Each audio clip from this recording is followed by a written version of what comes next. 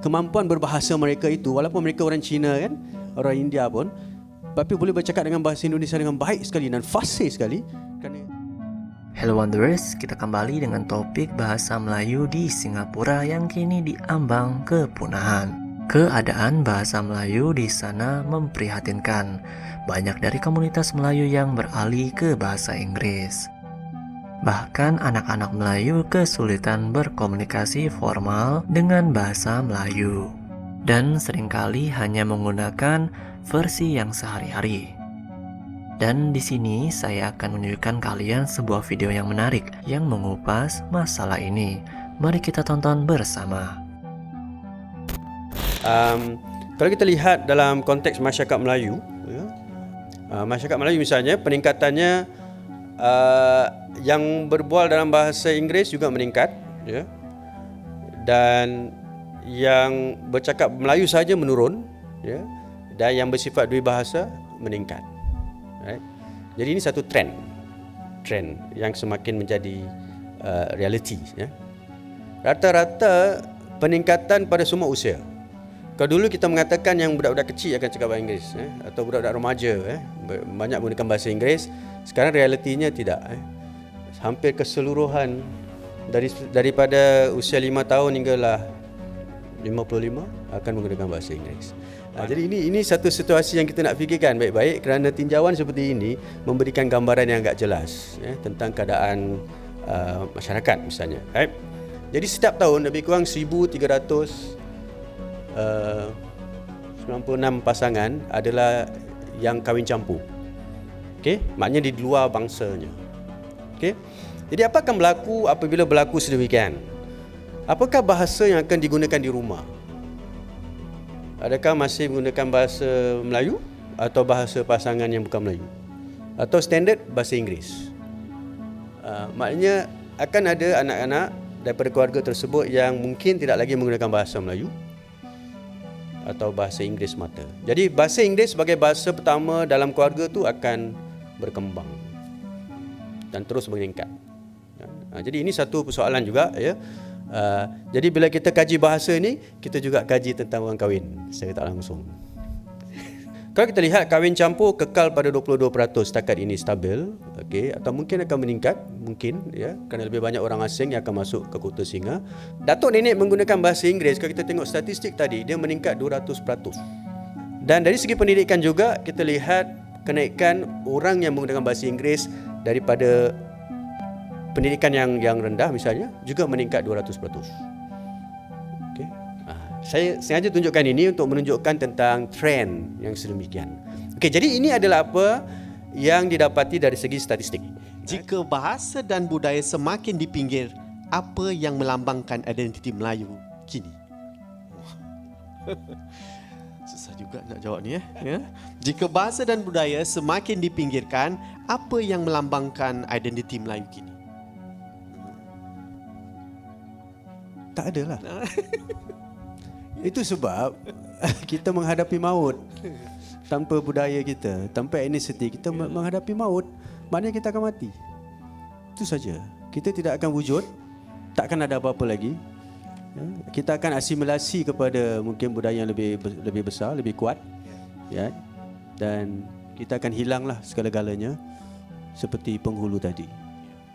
Kerana yang menarik juga di sekolah misalnya, pelajar-pelajar ini mereka mengambil bahasa Melayu tetapi mereka menggunakan bahasa Inggeris. Mereka payah nak gunakan bahasa Melayu misalnya. Ada kumpulan ni. Saya kebetulan terjumpa kerana saya sedang melihat sebuah kelas ni. Lalu saya tanya setiap pelajar itu, ya.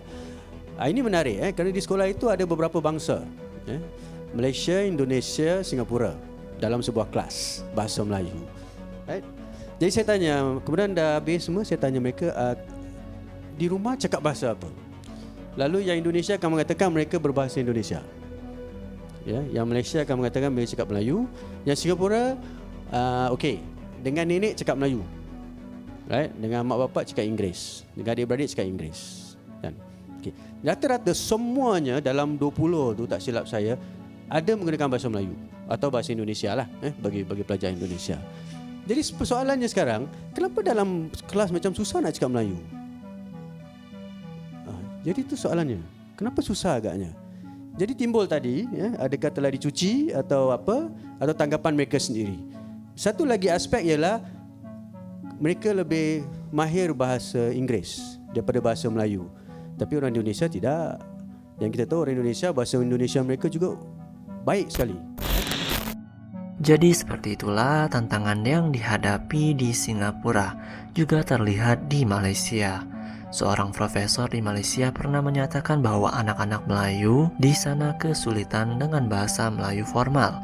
Meskipun itu adalah bahasa asli mereka yang biasa digunakan di rumah. Di Indonesia sebaliknya, banyak yang menggunakan bahasa Indonesia sebagai bahasa kedua setelah bahasa daerah atau bahasa ibu mereka. Yakni mereka takut nak gunakan bahasa itu. Ya, takut salah cakap, malu nak cakap. Sebenarnya bukan mereka tak boleh cakap. Jadi saya pernah buat satu eksperimen tu, yang mana saya panggil budak tu, kemudian saya beritahu dia, okey, cakap dengan saya bahasa pasar, bahasa biasa, bahasa mak rocker pun cakap je. Jangan gunakan bahasa baku, tak nak. Dia boleh cakap. Kan? Jadi bermakna dia takut nak gunakan bahasa standard kerana dia takut salah cakap. Tapi dia sebenarnya boleh bercakap. Jadi mungkin ini satu lagi aspek pedagogi lah yang kita gunakan untuk menggalakkan budak itu supaya betul-betul dalam bahasa ibunda misalnya. Benar tu, Dr. PC. Saya kalau dalam kelas saya mengajar sastra di NUS itu 3 dalam pengantarnya bahasa Melayu. Sastra klasik, sastra moden dan sastra Indonesia. Kalau dalam kelas satu bicara kerana formal ya, anak didik saya tu diam, tengok saja. Tak berketik langsung. Tapi kalau dia ajak ke kantin, ya, minum, makan, itu perbualannya rancak sekali. Saya rasa dia dua persona yang lain. Yang dalam kelas tadi diam, yang di kantin wah. Tapi bahasanya apa? Bahasa itu bahasa apa ya? Bahasa gaulan ya, bahasa gaulan ya. Jadi saya fikirkan bagaimana. Tapi kalau saya fikir pula takkan pula saya masuk dalam kelas nak ngajar bahasa gaulan ya. Dan saya tidak mampu melakukan bahasa gaulan ya. Jadi saya rasa mungkin tadi persoalan pedagogi ya. Apa dialogsia ya. Dialogsia dalam linguistik, perbezaan antara penuturan dengan apa yang dalam tulisan ya. Karena kalau Inggeris tak, dialogsanya tidak ada, sama apa yang ditulis, apa yang dibicara. Saya rasa ini adalah sisi dalam apa ni, tetapi tidak ya, pada bahasa Indonesia. Ya, sama yang dibicara dalam kelas, sama juga yang di luar kelas. Betul sekali. Itu satu persoalan yang sangat penting. Kerana di Indonesia, sistem pendidikan mereka ni menarik. Mereka mengajar bahasa Indonesia, bahasa daerah dan juga bahasa asing. Bahasa asing kalau dulu Belanda lah, sekarang dah jadi bahasa Inggeris. Jadi mereka ada 3 komponen. Dan ketiga-tiga ini diterapkan sama penting. Tidak dibezakan. Dan satu lagi, kalau kita lihat Indonesia, etnisiti mereka kuat. Ya, kuat sekali. Mereka keseluruhan, bukan hanya bahasa itu, tapi aspek-aspek warisan yang lain dan sebagainya dikukuhkan di dalam suasana pembelajaran pendidikan itu sendiri. Dan yang menarik juga kalau kita lihat kajian di Indonesia misalnya, kita dapati orang Indonesia mereka lebih gemar kepada bahasa daerah mereka daripada bahasa Indonesia pun.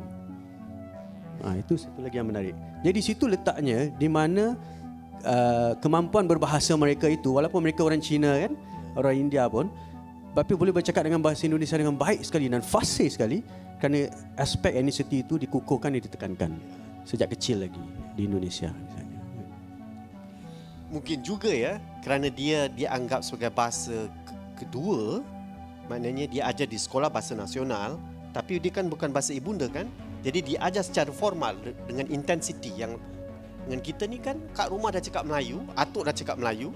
Dengan andaian tak apalah masuk dalam kelas, cikgu aku pun sama apa ya. Jadi ambil sambal lewa, akhirnya tak menjadi. Di rumah pun tak jadi, di sekolah pun tak jadi. Nah, Sobat Maju, seperti itulah kondisi bahasa Melayu. Masalah lain yang tidak diungkapkan adalah bahasa Melayu di Singapura tidak dijadikan bahasa utama dalam sistem pendidikan. Sementara itu, bahasa Indonesia jelas digunakan mulai dari TK, SD, sampai universitas di Indonesia. Nah, bagaimana pendapat kalian?